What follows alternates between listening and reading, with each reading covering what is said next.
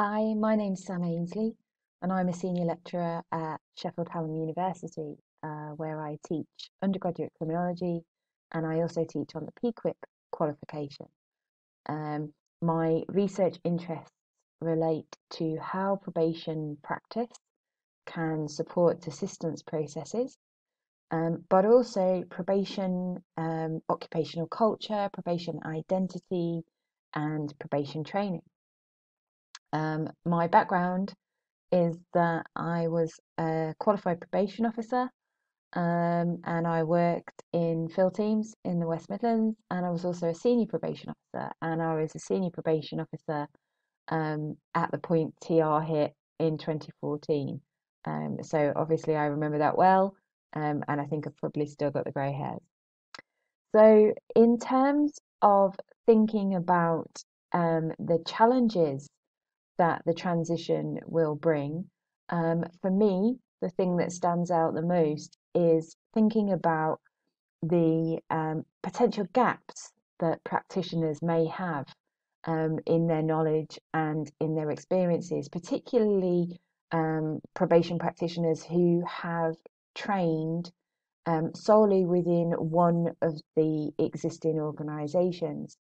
So I think there's an awful lot of knowledge and experience that can be shared, and for people to have that opportunity to come together and learn. I think there's a need for effective training packages to support practitioners, but I think that practitioners need to have a voice in how that training is developed and delivered, to make sure that it does actually provide what they need.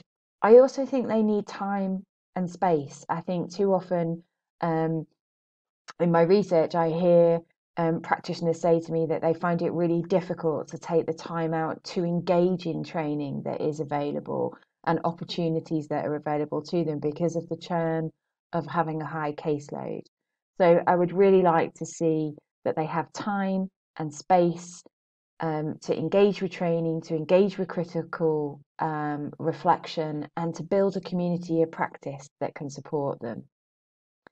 In terms of opportunities, for me, I think there is a real opportunity now to think about the distinct identity of probation. Whilst probation is part of HMPPS, it has its own unique identity and it has its own unique occupational culture. And so I see the transition as an opportunity to really think about and define those enduring values. My own research in 2018 reinforced to me yet again, as it has done with other probation researchers, that enduring value base around belief in the capacity to change, around wanting to support people with transformation.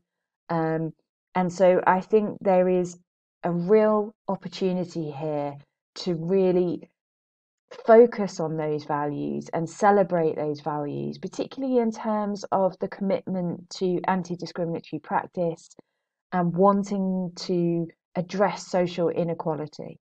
In terms of the one thing that I would really like to see happen, um, we know now from desistance research that yes, intervention with probation can help promote transformation. It can help support desistance processes, but ultimately, the level of structural barriers in the community is huge. And therefore, for me, the one thing I would really like to see happening is probation become more involved with community education to try and break down some of the barriers that exist for service users, to try and break down the stigma, and to try and break down the barriers that exist in terms of building social capital. And I feel that probation have a key role to play in educating the community and supporting the community with that moving forward.